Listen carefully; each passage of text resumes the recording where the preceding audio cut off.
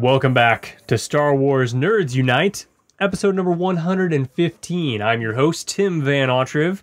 Joining me as always are Josh the Tosh, internet famous Mason. Hello. And Jennifer VanAutreve.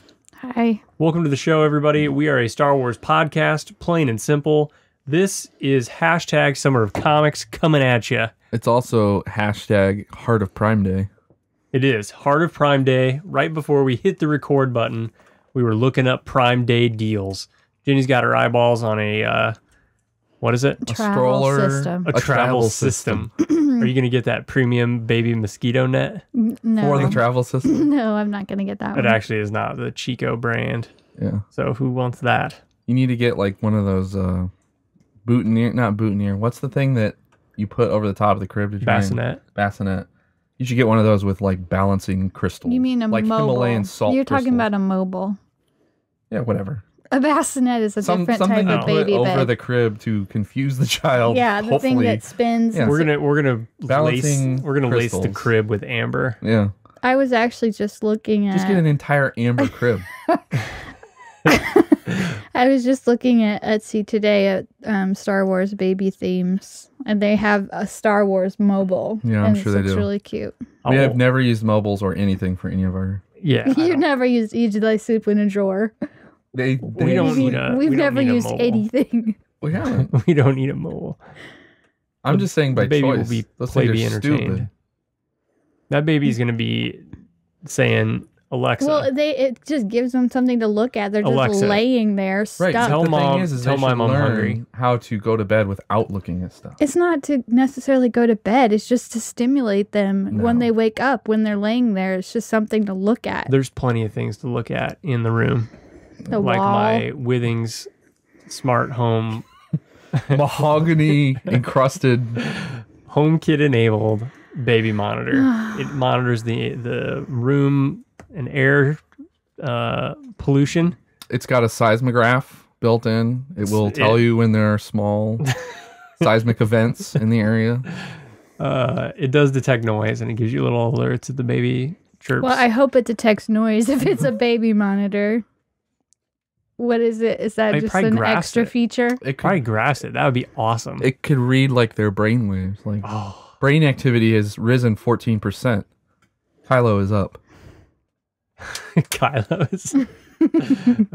In case you didn't pick up on it, Jennifer is pregnant with our first baby. It's a boy. Spoilers. And we're still looking at names, still hashing it out. But today, that's not what we're here to talk about. Even though Prime Day is exciting, I bought a new Amazon Echo Dot on my Alexa. I bought baby wipes on my Alexa. I got 10 free bucks. How many Alexas do you have? I only have one. He's got the first I was a one. first adopter. The people that Tim wishes he could be. Yeah. He's just too fearful. Unless it has an apple on the front, he can't be a first adopter. I'm not going to buy the new home thing, the new speaker the thing. Apple they have. Magician. Yeah, I'm not. I hate Siri so much, I can't even begin. You're breaking the yoke. I know I am, but it messes up because, like, Alexa can't. So like, when Alexa imports your devices and you already have it set up, it can't import and name things the same things you have rooms or devices named already. So, like, I already have living room set up as a room in Hue.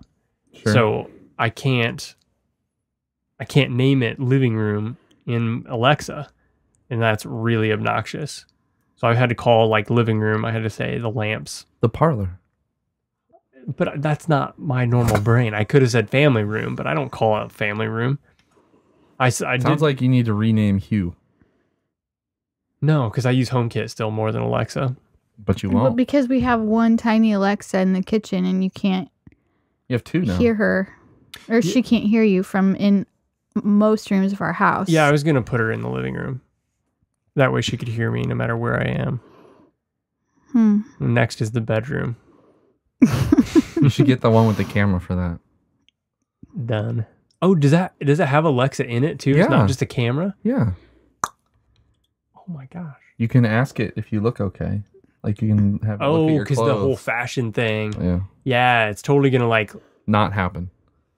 No one's going to buy it. They'll buy the one with the screen and the camera, but not just the camera. Yeah. Anyway, we're here to talk about Han Solo. Hashtag Summer of Comics. It's a comic book that came out last year by Marjorie Liu and Mark Brooks.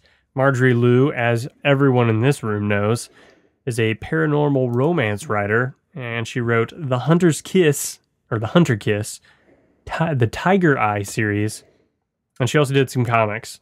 Astonishing X-Men, X-23, Dark Wolverine, and she got an Eisner nom for Monstrous. Are you guys familiar with Marjorie Liu? No. No, I'm not. I haven't read very much of hers, but I have read some. I've read some of the X-23, and she did NXT or NYX. No idea what that is. Anyway, Mark Brooks has done quite a bit of comics. He's done Cable and Deadpool, Ultimate X-Men, Amazing Spider-Man. I think he did the covers for some of the Kanan books, too. Yeah, he did. He's got that weird Japanese style, like, signature. Yeah, yep.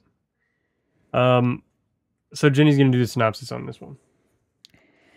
Okay. This is very long. It's not long. These comics are way longer than normal comics. They're not. They just have an excessive amount of action. No, they really are long. They have more words than most of the comics we've been reading. They have more words and pages and pictures and everything. They everything. don't have more pages or pictures. There's more words. All right, whatever. Don't whatever me. I'm telling you, it's a standard size comic book. Yeah, it's only 21 pages. Right. Some of them show as like 23 or 25, depending on whether they do double page spreads and stuff. So in the beginning, Han and Chewie are... Well, what is the time frame of this? It's sometime after A New Hope. Shortly after.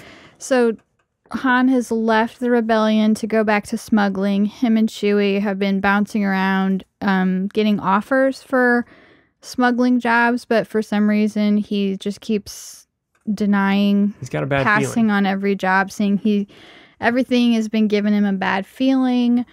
I think he just has a conscience now, and he just keeps turning everything down. He's just in a slump. He's just a little depressed. Nothing can live up to the Death Star. I don't think that's it at all. Maybe he misses Leia. Maybe that's what it is. I think just working with the rebellion and doing something for the greater good has made him question some of his choices. So he's just passing on all these jobs. He's on some planet, and a couple of people approach him with guns, tell him they have a message. Blasters. Tell him they have a message from him, and it's a holocron. What's it called? A hologram. Hologram from Leia, and she says they need his help, and it turns out that at first they're just telling him they just need his ship, and right away he's like, nope, and they talk him into coming back to the rebel base to talk to Leia, and he meets with her and some head guy in the rebellion, like the general of intelligence or something, right. With some high title. I've never heard of him before. Have you? No. Okay. So Arlen Kraken. I don't. Yes. What's it from though? He is very famous, as a matter of fact. He's a general. He was the head at the time of this. He's the general and head of security and intelligence. That's literally what it says in the comic. He was on the Millennium Falcon in Return of the Jedi. He sat right behind Lando, and then he was one of the ones that ran back into the guns and ran the guns while Lando flew around. So this confused person that's on Wikipedia, yeah, that does not look like the guy in the book, but that's him. So Aaron Kraken. Kraken and Leia tell Han. Why would a general and intelligence chief be like backseat driving the Falcon? That makes no sense. He looks really tough. Look at how like manly and rustic he is in the comic, and then here he's like, I think I left the lawnmower going. Guys. He looks really scary and tough in the comic. So Kraken and Leia tell Han that the mission is top secret. Nobody knows about it but those two. They want him to let them use his ship to enter this famous, dangerous race called the Dragon Void. Dragon Void Run. The Dragon Void Run.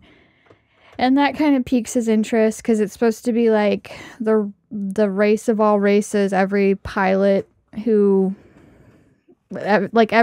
dreams of being in this race, supposedly. So he really wants to do it for that reason. The reason they want him to do it is because they have these different rebel spies throughout space, planets, I don't know, throughout everywhere. And all of a sudden, they're turning up dead. So they think that one of their spies has been compromised, and one of them has some great amount of information that's just imperative that they get back. So in the Dragon Void, throughout this race, you stop at 3 different designated planets to refuel and recuperate or whatever. So they have it planned out so that he can pick up the remaining rebel spies at each stop and bring them all back. So he agrees to do it. Him and Leia have their like normal arguing and banter back and forth. I think it was way more. So wanna not to get into a major complaint, only in issue 1, but the whole tone of the book was like it was like their relationship was way far advanced beyond where it should be. It was not really. It was just sort of like they almost kissed, and then they almost held hands. Like it was way beyond where it was at the beginning of Empire Strikes Back. But they just had. Well, in the movie, they almost started. They had like a spark from the very beginning. But not really until they were on the Falcon. And they were listing through space on the back of a Star Destroyer. I didn't really know what the time frame of this was exactly, so I didn't even think about it. It was hard to tell. They didn't do a good job of establishing it. You just have to know that it was before Empire because he's not currently in Carbonite. I think they did fine. So I was not in any way confused. I was. I even went back and read the yellow page again. You're supposed to read the yellow page. I read it twice. Because I got in a few pages and I'm like, what? Why are they almost kissing? Like, this is weird. I don't know. I think they're always like that. So do not agree with that. They're arguing back and forth, and then she calls him a foul-mouthed freen fleecer. But that's only because she's trying to make him. Well, I thought it was really funny because he's like, "How am I going to convince everyone? I just got back here. How am I going to convince everyone that I'm leaving again, and not be suspicious? Because nobody in the rebellion knows about this besides her and Kraken and Han." And she goes, "You leave all the time. Nobody cares." I thought that was hilarious. But then she's like, but then they start like going back and forth and getting close, like they were going to kiss. And then she's like, "So you want everybody to believe that you're leaving for a good reason?" And so that's when she starts screaming at him and she punches him in the face and tells him to get out of there. And so he leaves, him and Chewie, and they already have Leia. They've already got him registered for the race and everything. So he shows up, and there's a lot of, it doesn't say how many, but there's tons of pilots and tons of ships. They're kind of at this like pre-race party gala or something with all these fancy people. And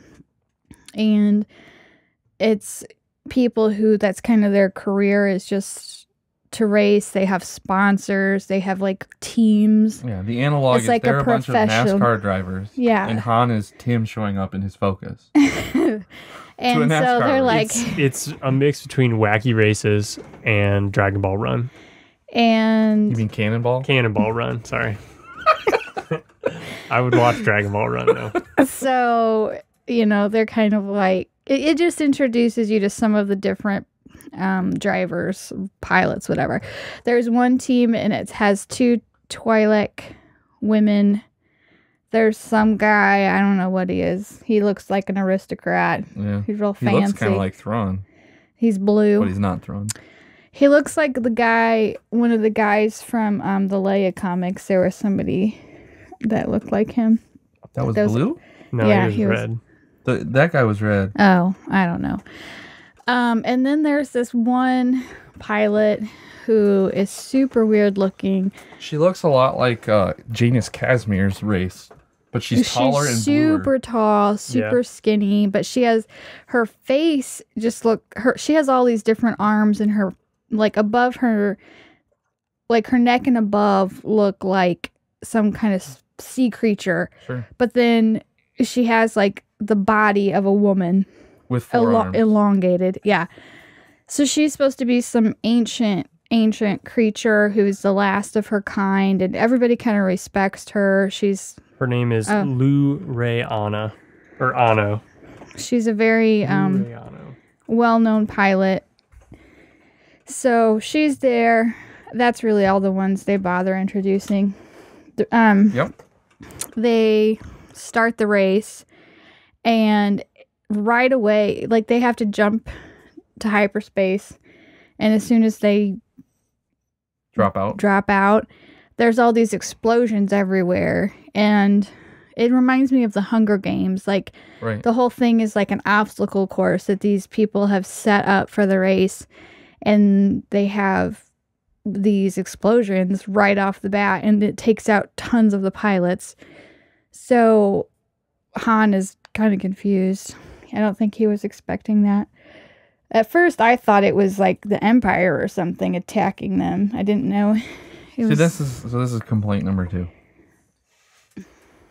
The whole time they're telling a story from the perspective of us not knowing anything, but we're seeing it through Han's eyes, who is supposed to be this wily smuggler who's been all over the galaxy, but he doesn't know about the most famous race in the galaxy. The galaxy's a big place. Well, he knew about it. It's the most famous. He knew it, though. He did talk about it. But then he would know that they try to blow up the pilot's ships. But they said that was the most aggressive they'd ever been. But still, he would know that it's not just a normal race. But there was an incredible amount of explosions. He did seem very confused. He's like, what? Yeah, he goes, this isn't right. He seemed very confused. That's why I didn't think it was part of the race at first, but it was. So it takes out a lot of the pilots. There's a little... All but 4. The 4 we already met. But then later, this is jumping ahead, in the second issue, or third issue, when they run into the second... Yeah, they said only 4 ships are left. From the very first explosion? Yeah. Yes. And I'm like, that's a quick way to drop off all your competition, right? And it's easier to draw 4 ships than draw like 100 in the background, so that's probably why they did it. But then in the second leg, one of the ships, they say that's disqualified in the little narration bubble. There's still 4 ships left. But there's still 4 ships left afterward. Yeah. Yep. All right, that was my catch. Go ahead.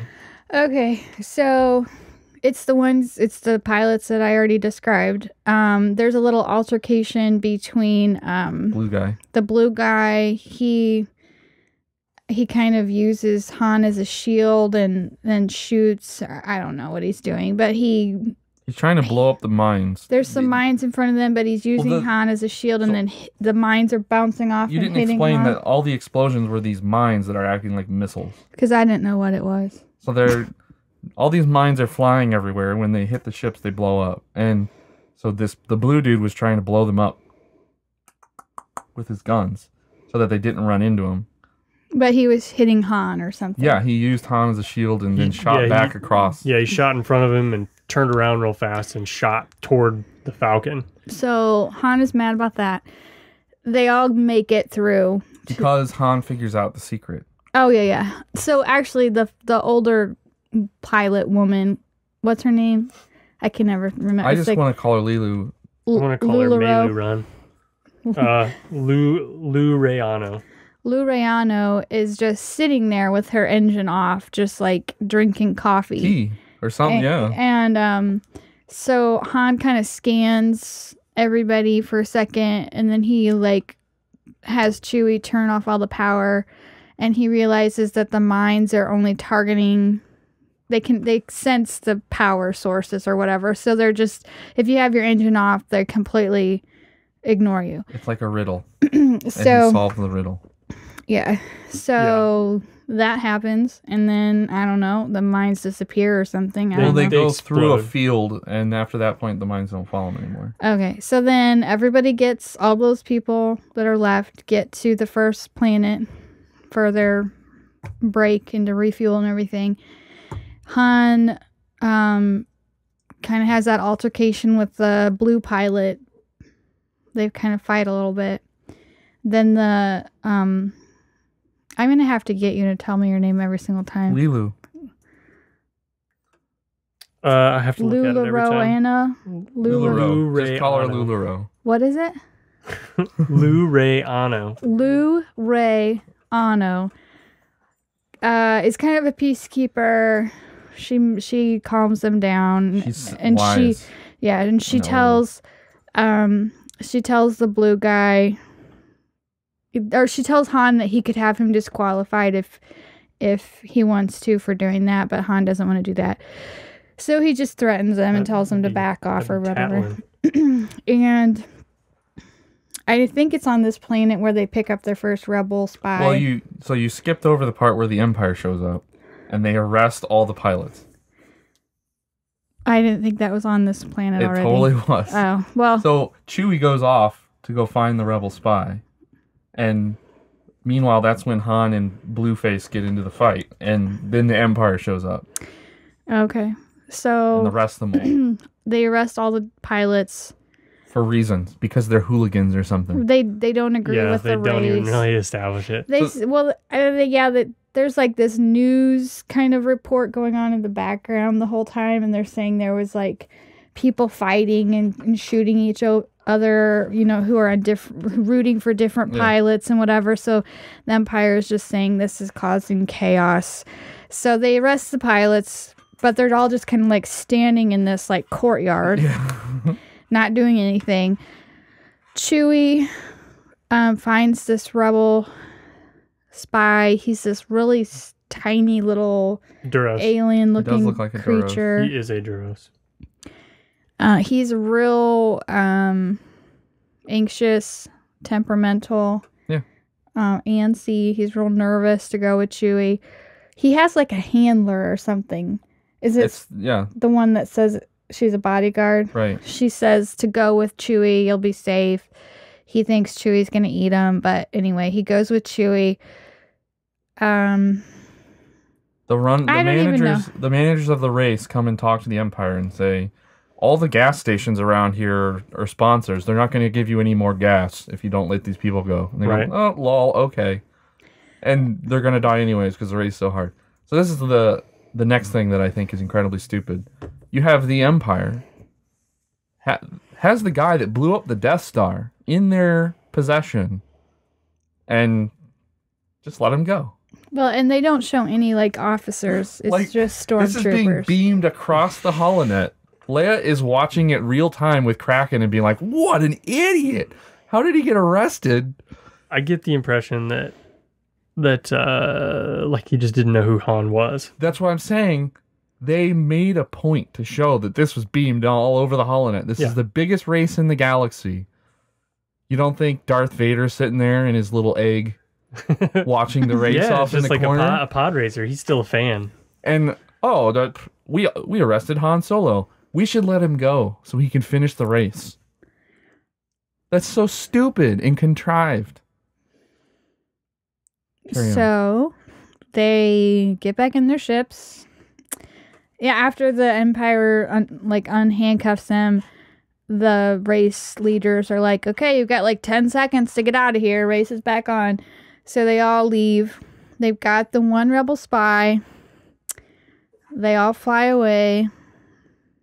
I don't even remember what the next obstacle is. It was a grueling course of space debris in which they couldn't drop their speed below a certain level. It was like the movie Speed. Like Sorta, if you drop below 50 miles an hour, you just explode or something. Yep, you'd lose. And that was why I couldn't remember, because it was just so weird. Like it just kept showing these little panels, and it was like hour 1, hour 3, hour 5, and it went all the way up to 12 hours. Awesome. 12 hours. 12 hours.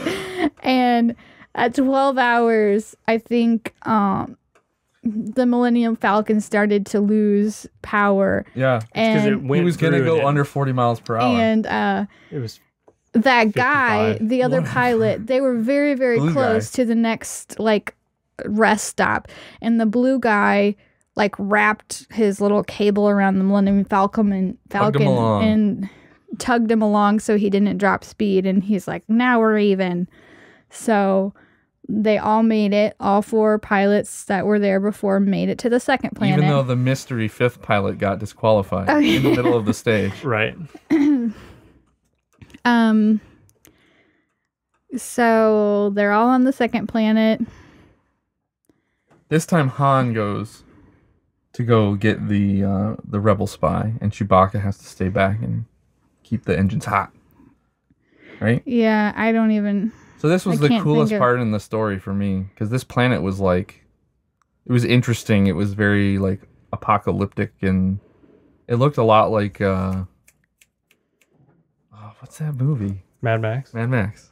Oh, I just talked I about know. that one. But it did, like, it had that aesthetic, and Han pulled out these like steampunk goggles out of some bin in the Falcon. Yeah, that was really cool.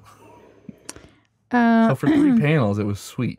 I don't remember anything happening on this planet, though. Is this where he gets the tiger person, the woman? tiger lady.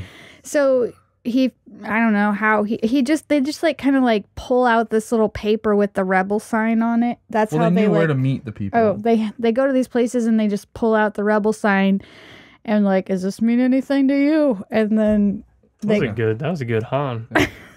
they come with them. So they have this like literally a white tiger Who is woman. he super angry at Chewbacca. So he brings, but you can't tell who she is at first because she has a mask on and completely covered up. Cloak, yeah. So she comes into the ship and starts talking, and she sees Chewie and she's like enraged. And Han's like, oh, hey, I know that voice. And she takes off her hood and everything, and it's this tiger. And there's this little backstory about how she says that Chewie killed her baby. And It was a baby wrath tiger. and Han was like, it wasn't your baby. It was whatever that was. And he goes, he was trying to eat me. That was the big beastie squid balls From animals. Force Awakens. Okay.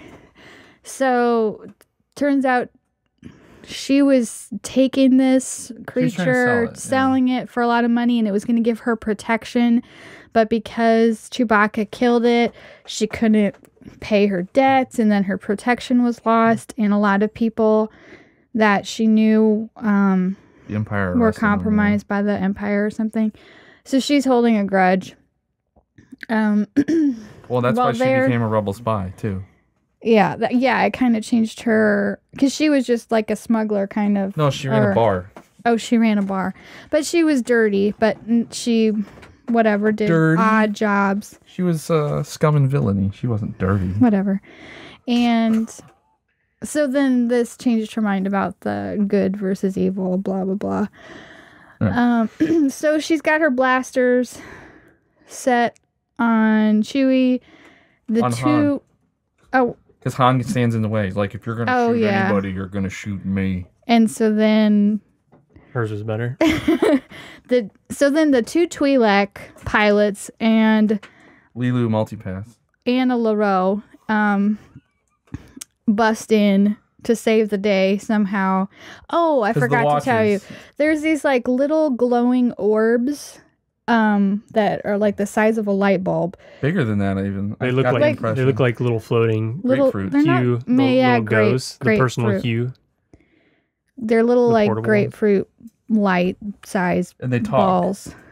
And they're floating around, and there's several of them around that creature that I said is like the ancient creature. Lilu Dallas But multipass. one of them has started following Han everywhere, and he's like, hey, get off me, what are you doing? And Anna LaRoe, whatever her name is, tells Han that it's an actual, like, it's a living being, and she actually can't control it. Yeah. She's like, she likes you. She likes you. So this little creature that's been following Han has kind of alerted the others that Han was in danger. So sent in reinforcements. And so they send in all these pilots, and then they're all kind of insulting each other, and there's blasters pointed everywhere. And I don't know. The it's lion all lady, fine. the tiger lady says, "There's the other spy is coming. We need to wait for the other spy." And well, they all kind of just settle it. Like, I mean, I don't even know how. They're all just kind of like, no, we're cool. Everybody leave. And then it's fine.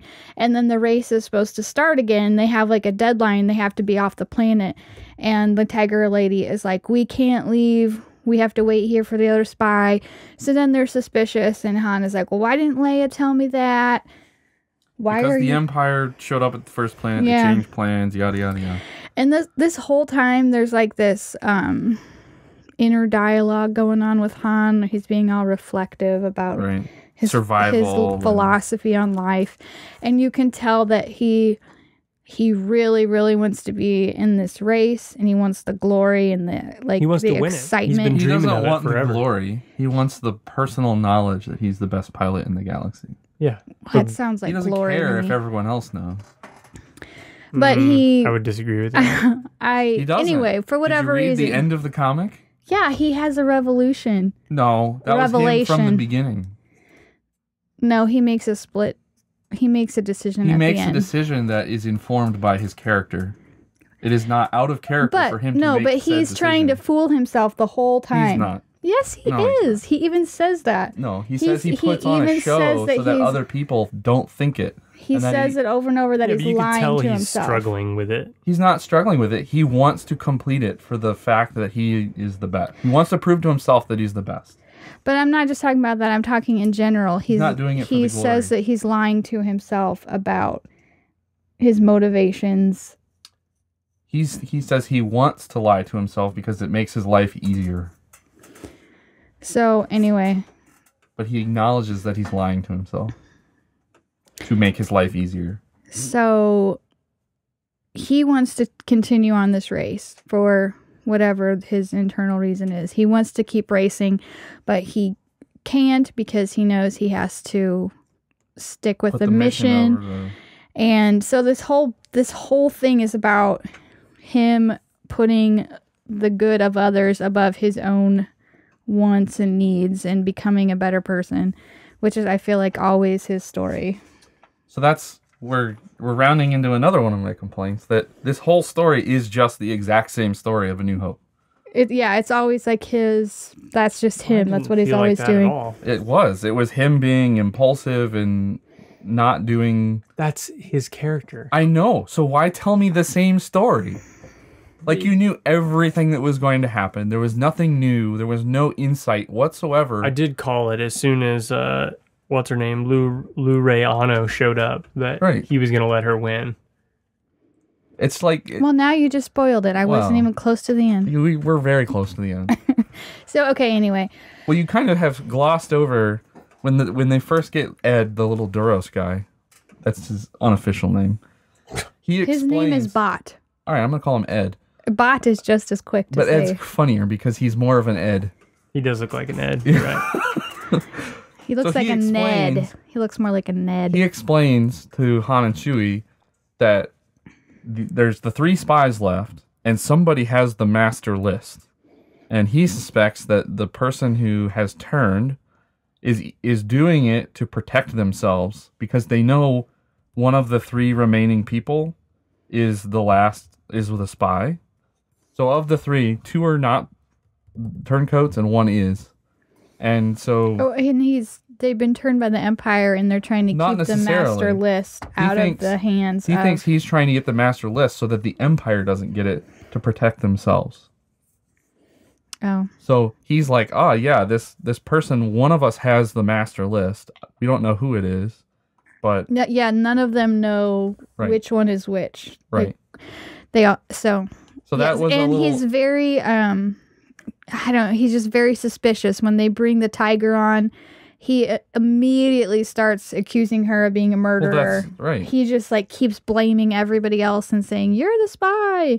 And so, anyway, back to where I was. So there's that dynamic going on now between Cat Lady and Ed.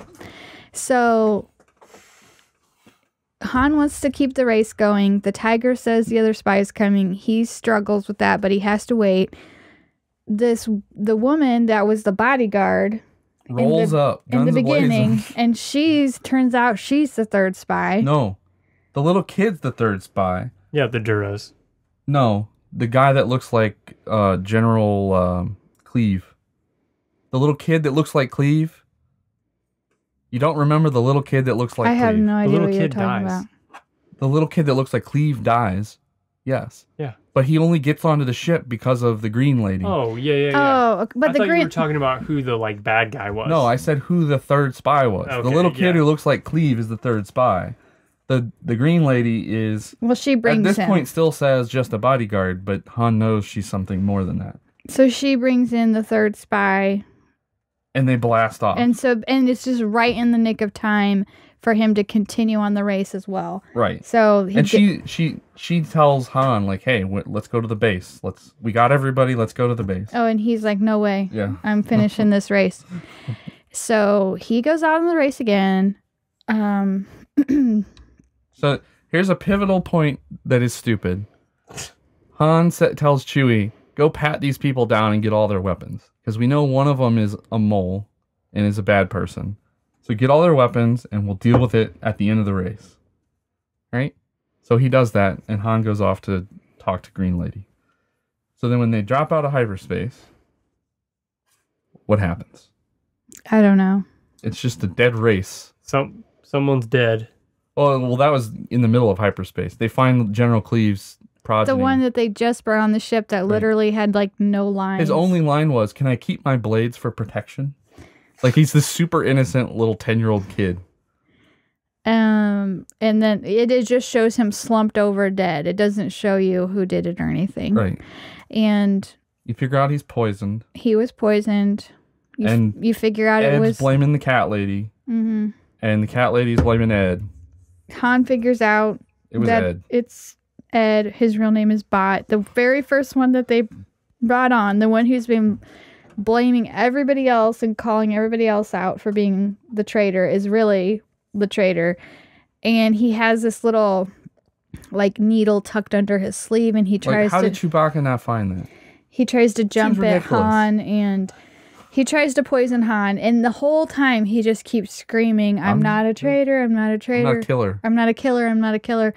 And they try to insinuate that he was brainwashed. he actually He stabs himself. in the neck with the poison that he used to kill the other spy, but he's immune to the poison. It's just going to make him sleep. So he's not dead. And somebody said, why does he keep repeating himself and saying he's not a killer? And so they realize he's been brainwashed and tortured They speculate or something. that's what it is. So I don't get there's it. that. He murdered a kid, but they want to humanize him. It's lame. They're rebels. They think everybody's good. Except for 10-year-old Cleve. Keep going. Don't get distracted. So they're in this race. So yeah, they drop out of hyperspace. Han says, I'll deal with this later. And so there's the same four pilots that have been there are there. He's kind of formed a bond with this. But who else is there? The Twi'leks and the blue guy. The Empire's there with a Star Destroyer. Oh yeah, they and a start. ton of There's TIE fighters all of a sudden, and they're shooting around at everybody. But Han has this moment where before it's fight to the finish, he's like, hey, he can communicate with Lilu, and he says, so what are you doing after all this? What's your plan? And she's like, I either win this race or I die. This is it. This is what I live for, and I'm the last of my kind. I'm and her done. Spaceship is her house. Yeah, she's one with the stars, and this is it. This is all she's lived for. Well, she also says about Han. She says she sees tired the stars of in his eyes. She says the stars are in your blood. Yeah, I can see She it. said that a long time ago, but So I don't know, you can just tell he cares about what's going to happen to her, because it insinuates there's like this huge portal or gateway. It's a wormhole thing. And they have to, the first pilot through the wormhole wins, and they get teleported back to the start of the race. Yeah, to the very beginning. And then it insinuates everybody else is stuck. The portal just shuts down, and then everybody else It doesn't insinuate it says it. Nobody understands this portal, but they understand these two key pieces of information about said portal. Well, yeah, I mean, they made it sound like this is what's going to happen, but nobody's ever done it before, so they don't. Made it sound like they're not sure. That's the thing. It's like it insinuates that people have done it before. Yeah, it totally does. All it insinuates is that they don't know how it works. Just that it does these two things. Yeah, one person gets to go through, and the rest it doesn't let through, and it only lets someone through during the race. And the Empire is right there killing them off if they don't get through. Normally during the race, the Empire is not there killing them off. So the people who get stranded just get a minor annoyance that they have to wait to get towed back. Because the other thing is this part of space has an anomaly and it consumes more gas than normal. Yeah, but it another sucks you thing in. that happened. It like sucked you into a black hole or something. It wasn't. Another thing that happened, I don't know if it was at this point or a while back, all of a sudden there's like this huge space creature that looks like a big, huge squid jellyfish. That was at the end of stage 2. And it devours a ship. And everybody's like, what is that? And then that ancient creature. Oh, no, it was during this one. Pilot explains. Lilu did it, yeah. Yeah, she gets all the imp ships. She explains that it basically like there's a crack in space and time, and there's another dimension that these giant creatures live in. And it just kind of like popped out when she did something to make a tear in time and space. So that was weird. And then I mean that was it. It was just like, oh yeah, all the Imperials are taken care of. Let's race to the end. So then Han is clearly gonna win. Somehow. Because the ancient, it's like neck and neck with Han and LuLaRue, and she gets hit by TIE fighters. Right. So she's kind of pushed back, and can easily win now. So instead, he just like pulls back and lets her win. And so everybody's like, what are you doing? Now we're dead for sure. Yeah. All the spies are super mad. 2 seconds later, she comes back the other way through the portal with a whole army of her species. Yeah. And she she helps them escape, helps save everybody. And she tells Han that this was like her one chance to be reunited with her people. And they made the portal millennia ago to go to their version of heaven, is how I took it. And so she said, Han, you're the reason I got to meet up with them. And so we came back for just one last time to this dimension to save you. Right. And now we're leaving forever. And now the portal will work for specifically exactly 3 ships. The 4th ship, it won't work. We've tuned it so the next 3 ships will go back to the start of the race. Yeah. So they get through. And then they go back. So they're about to say, oh, who's going to win? It was clear the Falcon's going to win. And Han just goes into hyperspace because he doesn't care about the glory. No, so he knew he was the best. So first he does now. Yeah. So once she reconfigured the portal, the thing or whatever, all 3 of the remaining ships get through at the same time. So then the announcers who've been kind of in the background this whole time are saying, Are they going to let all 3 of them win because they all 3 came in at the same time, and then they leave and go back to the rebel base, and that's all you see of the race. Han's just like, I'm out. Not important. And I kicked your butts. He takes everybody back to the base. He meets up with Leia, and the spies are there, and you never find out what happens to the guy who drugged himself, the one that killed. He was lightly scolded, and then. But it never shows him again. He was probably reconditioned. It never shows him because that worked with Snap's dad. The conclusion of that whole mission is Leia and the. You find out the green lady had the list. Leia and the Tiger Woman, and then the lady who said the whole time she was just a bodyguard for the other rebels is the one that actually was the rebel with the huge master list. So she gives Leia the master list, and the tiger lady's like, which is interesting. You had it the whole time? The list is now useless because all of the spies are currently in front of them. Yeah. That remain. Here's a list of all of our names. 50% of us are turncloaks. The point was to figure out who the bad guy was. But I don't feel like they figured out. They didn't really close the situation to me because they didn't find out who got to him, and like, are they going to keep coming for the others? And just because they don't have that master list doesn't mean the ones that are left, they can't get more information from them. You need to let the whole plot, that part of the plot, go. It's unnecessary. They added it to create drama and give him a reason to join the race, instead of just letting him join the race.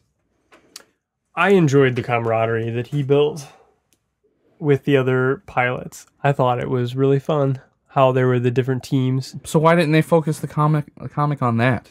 They did a lot of the comic on that. They didn't. They wasted half the comic on the subplot. Half the comic was that plot. Half was the race. Half the comic was the race. Right. Why didn't they do 100% on the race? Well, there's also... Then there's not the rebel mission. But the rebel mission could happen right in the middle. It could be... Why does it have to be a rebel mission? What if instead of the Empire, it's a bunch of Jabba people that show up?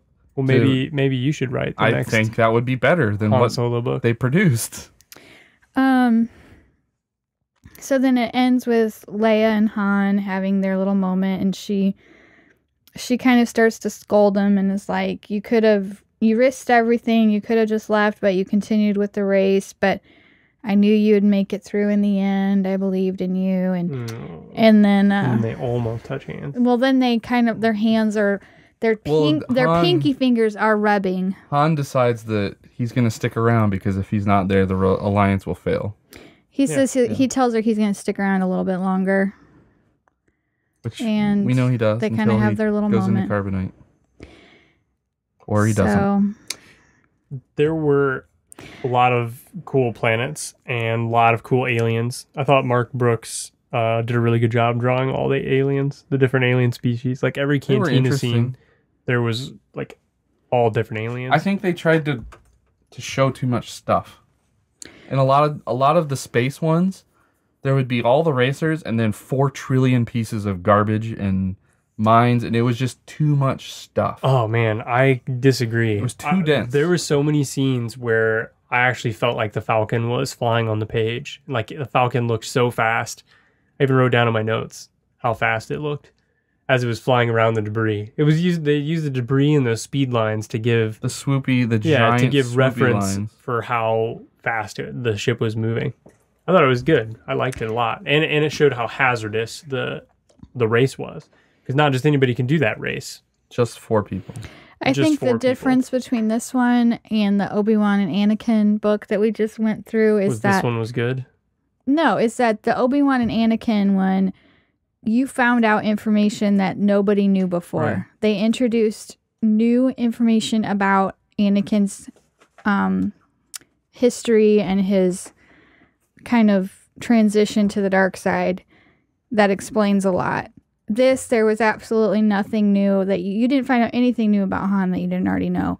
Right. I really like Han, and I like any time when him and Leia are together. I think it's funny. They have really good banter, and it's cute, and so I liked it just because of that. I didn't really care as much about the mission or the race, really, but it was just nice to read about him. I mean, it was well written. It didn't give you anything new. It felt like a comic book more than a Star Wars story.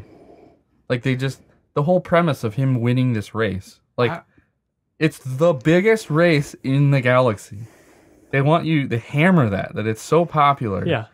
And then no one talks about it ever again. Hey, remember that time you won that race and all these time-traveling, space-warping aliens saved you? Han, in The Force Awakens, they talk about how he has been racing.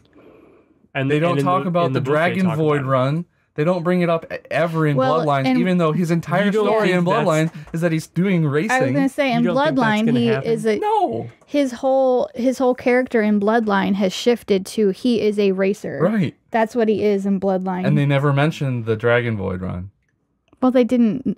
They probably just made it up. They made up a story that didn't need to be told. Oh my which gosh. Is the entire... Anytime they're going to put out a new Star Wars book in between something else, in order to make anything happen, you have to make something up. But it doesn't have to be like.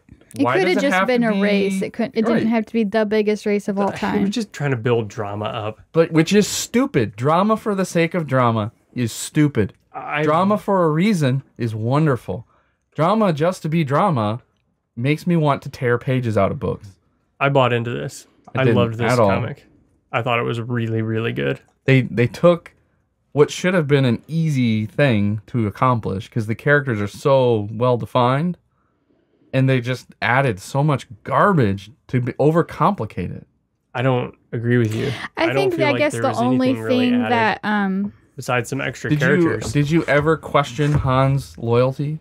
I think the only thing in the entirety of Star Wars, have you ever questioned Han's loyalty? No.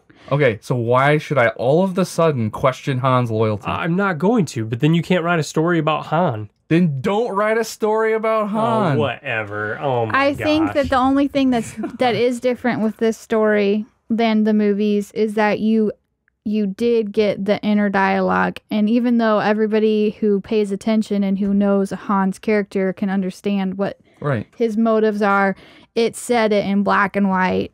And so his moral character was already established by New Hope. The but problem this is just more concrete. It's not more concrete. It's just a retelling of A New Hope. And the problem is when they announced this Han Solo movie, now it's going to cover the before and the true development of his character. And so this comic book can't do it. Like, they were probably like, we could tell a really great, origin story of Han. Oh, crap. They're going to make a movie that tells an origin story of Han. Let's just shift it in time a little bit and make it after A New Hope, even though it doesn't make any sense. Well, you can have a story just to have a story. It doesn't have to be epic. Sure, they wanted it to be epic. Well, it should have just been a Han story. Just a little snippet of Han. It could have just been a race. Like, just have him join the race because he needs credits to pay off Jabba. And then it would have made more sense if he doesn't want to do something illegal, so he joins the race to make money instead of smuggling and doing something. The whole the rebellion needs to get these 3 spies was contrived, and it added nothing to the story. Unless your point was to say Han's not loyal, but he is. He's triumphantly loyal, even though you already know he's loyal. I liked the art. I liked the story. I thought the art was good. I just thought it was busy. It was busy, but that added to the story. I don't think that it made it harder for me to consume. That's because you tried to speed read it. No, so you can come over here and podcast. Even when you sit there and like this page right here, there's just so many things going on. It's awesome looking, but it's not. There's too much stuff. I cannot believe that we're so far apart on this comic. I like the I thought the art with any of the characters was really, really good. I think Han looked whoever really did the good. characters did a good job. Mark did the whole thing. Except for, I guess, the colors and the inking and stuff.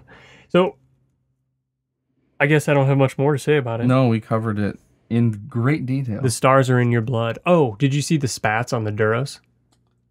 The spats. Yeah, he's wearing like Scrooge McDuck or like old like Charles Dickens, those things that connect your shoes to your pants. What are those things called? Spats, right? Stirrups? Maybe. I don't know. But like in a suit. You wear them with a suit. They look super dope. I want a pair. All right. Amazon Prime Day. I'm sure there's 3 pairs on there. Okay, I'm gonna give this a 9. Solid 9. I would give it a 10 if I could, but I can't. 7. Oh, 7.5. Ah, wow. This is one of my favorite comics. I liked Anakin and Obi-Wan better than this, and Anakin and Obi-Wan wasn't good. No. I don't feel that way at all. Because Anakin and Obi-Wan actually told me a story that I didn't know. I can appreciate that. This comic was just fun, and it was just I liked the characters that were in it. All the new characters they added, like the cat. The cat lady. Yeah, the cat lady was cool. I think the cat lady is fine. Yeah, she was cool. But the fact that she was a rebel spy, like she only got into that though because she had to. Okay. Because she couldn't. They needed a contrived reason for her to be there and for Chewie to have a mortal enemy cat lady. Oh man! All right, so that comic's done. We went and saw Spider-Man together. We did. Spider-Man: Homecoming. It was was top 2 Marvel movie. Yeah, it was, I think, easily excellent. It had by far the best villain. There were parts of it that I didn't like. The whole premise of the villain was stupid. No, in my opinion, I get it.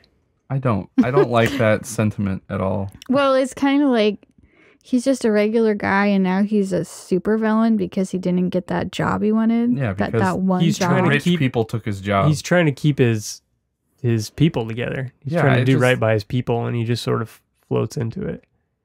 You can tell that to me is not a good villain. Well, and but then at least he's not. Okay, spoiler. At the same time, he's. Right, these are heavy. Kills some of his people. We didn't tell everybody that there were going to be Spider-Man Homecoming spoilers here. Oh yeah, that's true. I'll have to cut all this out. Just say it in the synopsis. Edit it in Just post. say don't listen past the comic synopsis if you don't want a spoiler. It's done. It's done. You can type no, it. She's saying type it in the description. I know what she's saying. I'm not going to. Just go watch Spider-Man. Oh my god. We haven't spoiled a lot. What? We got to read letters. But yeah, I would give Spider-Man a 9.7. I would give Spider-Man a 10 because I don't do points. It was super good. All right, we got 2 emails only, which is really weird. Our episode's only been up for a week. No, it's been up way less than a week. It's only been up like 5 days or something. But even because of still, the 4th, it was late. Yeah. Maybe everybody's on vacation at the same time. Yeah, I think everybody's just busy, or they're still reading.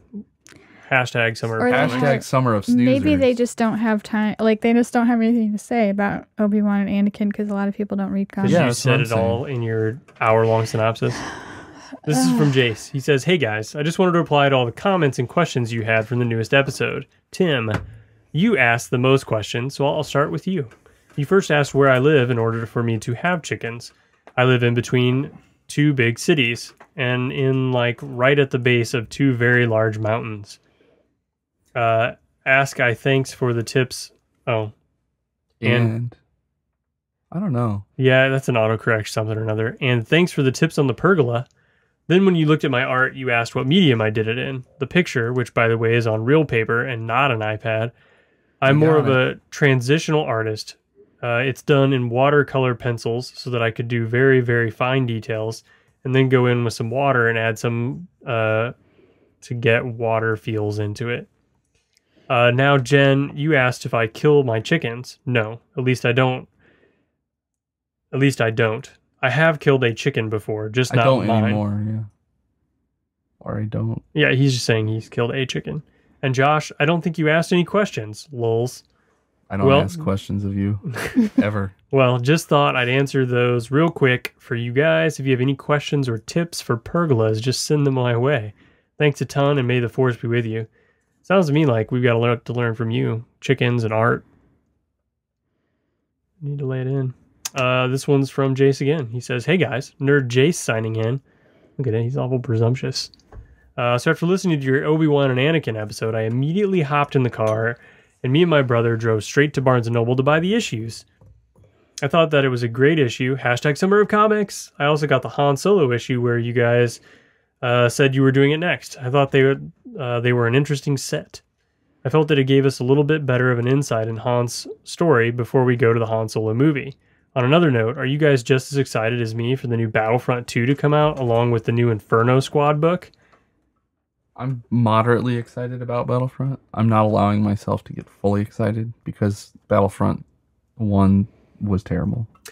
I got a used Xbox, and it came preloaded with Battlefront, and I played it, just like where you have to install it because every Xbox game takes like 4 hours before you can actually play the game. So I started playing the little demo with Darth Vader, and it was so clunky and not good. It's fun for about like 30 minutes because it's Star Wars and it has Star Wars noises. And then you realize the game isn't fun. Okay. Yeah, I would like to. I should try it more. But Battlefront 2, what he's talking about, it looks like they're going to have an actual campaign now. Real life story. And so it could be interesting. And a book that goes with it. I've read video game books before, and I have yet to read one I liked. So The Imperial Commando book is highly regarded. Although, remember the Star Wars Galaxies one? Yeah. Oh, man. I miss Tyrena. Yeah, well.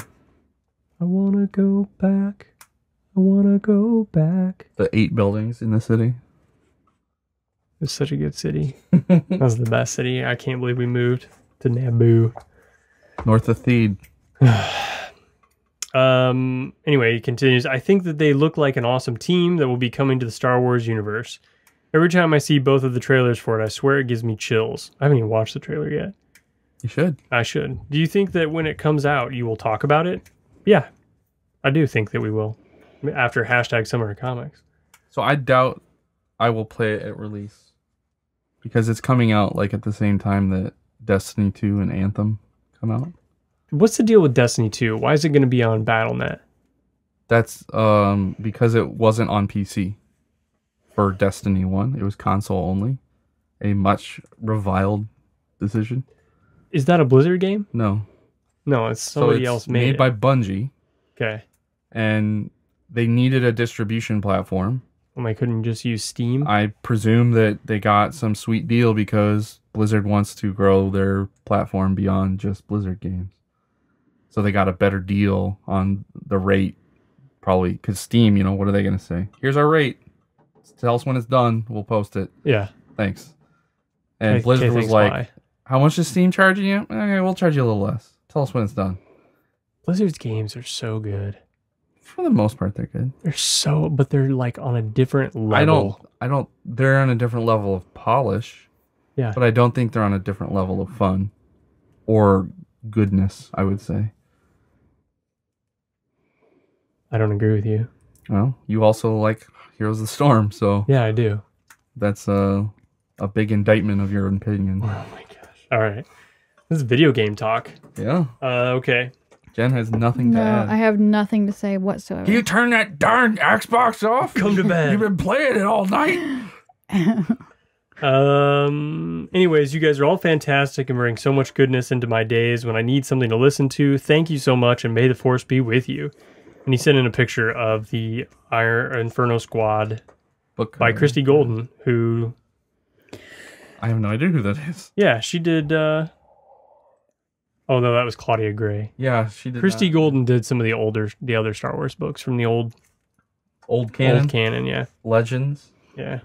Oh, I forgot. Shoot. I had my email open. I was going to say something to what he said at the beginning. Oh, yeah. We got him to go buy comics. That's great. He went to Barnes & Noble and bought comic books. Should have bought Lando series. Oh, yeah. Lando's Jason, really if you haven't good. bought Lando, you should go buy that. That's the best. That's the best one. Okay, that was all the letters we had, shockingly. So, send in some letters this time, guys. Some more letters. We're all caught up with the backlog. We got to pick what we're going to talk about. Yep. While you guys think about that, I'm going to talk I about... have nothing to add. We have on our Facebook page, or if you go to Amazon and do all of your Amazon Day deals, go through StarWarsNewsUnite.com Amazon link and buy them all. Don't forget. You'll probably listen to this after Prime Day. No way. They'll be listening to it during Prime Day. Maybe. If you get it posted They'll tonight. say, Alexa, play a Star Wars podcast. And they play us, because did you guys know that? Yeah. The internet world? We talked about it before. I know, but I was telling the rest of the listeners that haven't heard that yet. The new listeners. If you tell Alexa to play a Star Wars podcast, Say, we are numbers one. Alexa, play a Star Wars podcast. And it'll play us. Oh, you just made their Alexas play it. Hopefully. If it's Trying to not get some already more playing. downloads. Yeah. Yeah, I'm good with that. What else? We're on Apple Podcasts. It's called iTunes. We're everywhere on the internet. We actually are on Instagram now. Follow us at starwarsNU. If you want to see the exact same things we're posting on Facebook and Twitter, then you can go to Instagram. Occasionally, we may post something different, like when we go to Celebration next year. It's not next year. I mean, next year. That's what I meant. Yep. So what are the comic series that are completely done right now that we can pick from? We could finish Darth Vader. No, like That would be a couple trades worth. We could finish Star Wars. we're not going to do Darth Vader and Star Wars in one episode. No, we'd have to pick. I'm talking about chunk. picking one. No, I'm trade. talking about like Han Solo and Obi-Wan. Are there any more short runs? Miniseries. Son of Dathomir. We've been talking about doing that for a while. It's the Darth Maul comic that is arguably the first extra piece of new canon besides the movies. All right, let's do that one. How many issues is that? It's just 4 issues. Okay, perfect. Do we have it? Yeah. We sure we do. Hey, we just got an email. You can read it. What? We it did? just popped through. Oh my gosh. Look at this This timing. sounds like somebody new. Oh, and it's long. Oh yeah, it is. Wow, how man, lucky. how tiny. Big Sandy student. I just got a notification on my Rogue watch. One is the subject. Yep, here he goes. He says, "Hello, SW nerds. My name is Boo, and I've recently discovered your podcast on Spotify. Yes, I love Spotify. And I have to say, it is amazing. All the different viewpoints and theories are very interesting. It's been less than 36 hours, so I skipped over a lot of the first ones. Good call.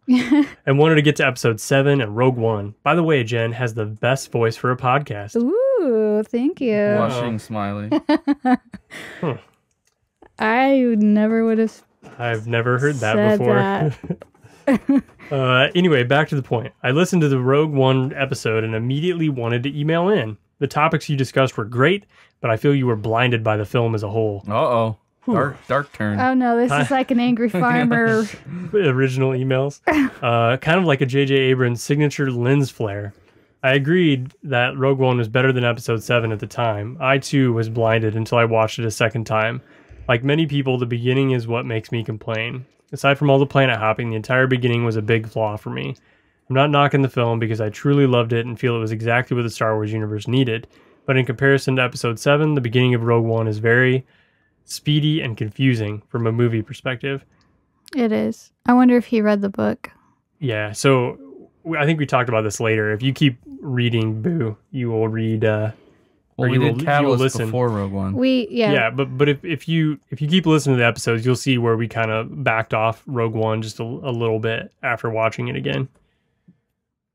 In the Rogue One reactions, I think we talk about it. Well, we said if you didn't read the Catalyst book like we did before watching Rogue One, it makes it even more confusing. Even if you read the book, the beginning is really jarring, but it's worse if you don't know anything about it. Yeah, you should read the book. The first 15-20 minutes of episode 7 is almost speechless. I agree. Literally. There's hardly any dialogue, which holds true to the audience-writer unspoken contract to show, not tell. We see how Rey's life has been without any real backstory, but Rogue One is the exact opposite. After the backstory, a time hop occurs where we don't know how the character developed at all, leaving the books and comics out of it. We were only told by the resistance leaders of what she has done, who she really is, and why she's important to them. 2. Rey is a proactive character, and Jen is a reactive character.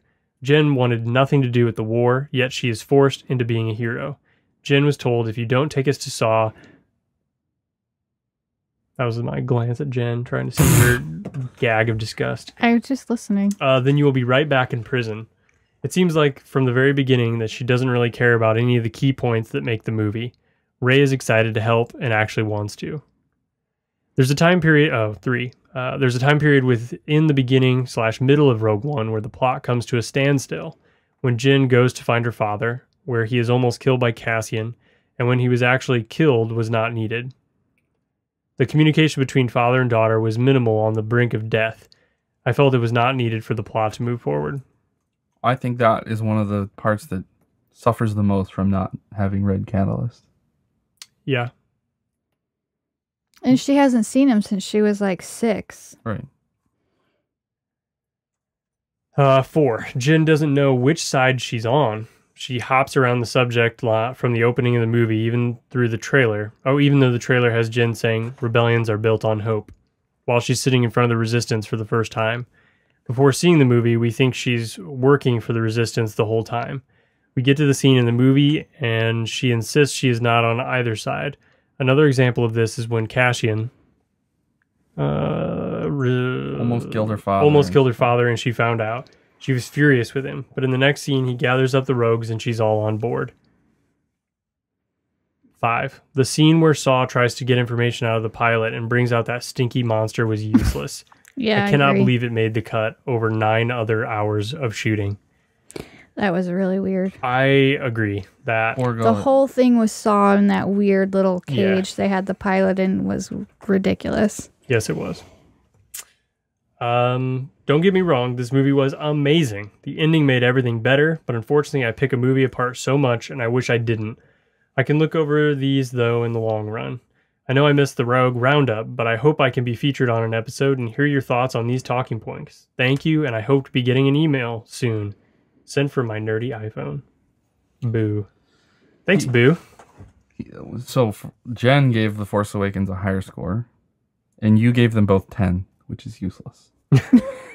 I gave Rogue One an incrementally higher score, just for reference. Gotcha. So I don't know that it was necessarily. I'm the only one who explicitly said it was that I like Rogue One better. Rogue One was really good, but I acknowledge that Force Awakens is more watchable more often.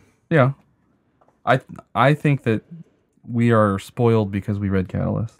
If one of us hadn't read Catalyst or absorbed it, it would have. Yeah, it would have been really confusing. I don't really agree that Jyn was flopping back and forth from sides, though. And I think comparing her to Rey they're just in completely different situations. Rey isn't necessarily trying to save the world from the get-go. She's trying to get off that planet. And then even when she first has the lightsaber, she runs from it. She doesn't want anything to do with them. So I don't think she's just this natural-born hero, and where Jyn isn't. I mean, they just have different backgrounds. I think the biggest difference is you get to see Rey's character growth in the movie. Mm-hmm. Jyn, most of her character growth happened off screen. Yeah. You're just kind of seeing the result of it. And you don't know. Yeah, Right. If you're just in the movie, you have no idea what she's been doing, what happened to her. So they definitely they could have improved her character by showing more backstory with Saw, like what is going on with that. Yeah, like her hanging out with him when he was being crazy and Less crazy. Right. Yeah, he was slightly less crazy. Like, why would she? It seemed like she liked him, right? But you had no reason to believe why, because he was so crazy. Right. Yeah, it didn't make any sense. Mm-hmm. Boo, that was a really good email. I really like how you broke everything down and went into some pretty good details. You did miss the Rogue Roundup, but you caught the Han Solo episode. So I hope that you listen to this and you hear how you were read nearly live on the air. That's like the most live we've ever read. We've caught some on the air. We've read Twitter responses on Periscope before. Yeah. But that's it for the podcast tonight. We're going to call it quits. Like I said, we're everywhere on the internet. We're on the BenView network. There's a bunch of great podcasts on there that I've talked about over the time period. Just Google them in your Apple Podcast app. I can't believe you there was an opportunity for you to talk about Big Sandy, and you didn't. What did I miss? Your favorite football coach of all time is from Big Sandy. I don't even know what Big Sandy is. It's a place in Texas. Who's my favorite football coach? Lovie Smith. Oh. Lovie Smith from Big Sandy, Texas. Oh, okay. Are you guys are going to be gone next week, right? Or you are? So we can't podcast? Yeah, I'll be gone. Maybe we should try to podcast tomorrow. I can't. I have to get ready for our trip. Okay. I have to get ready for the trip too.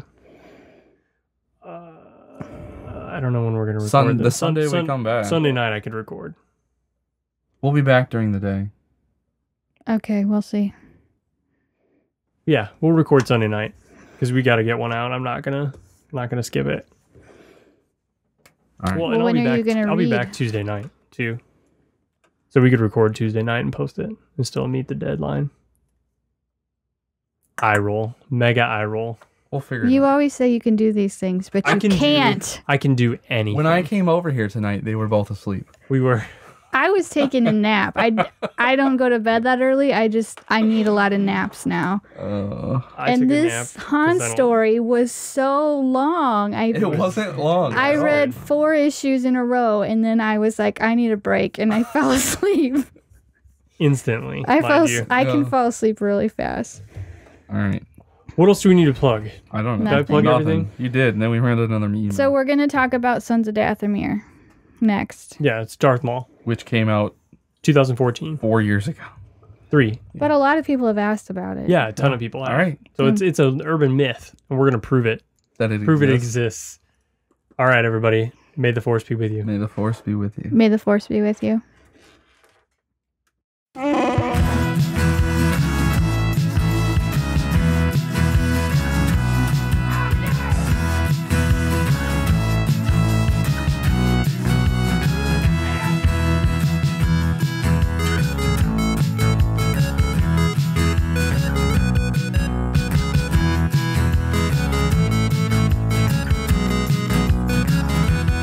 Did you hear that? We're doomed.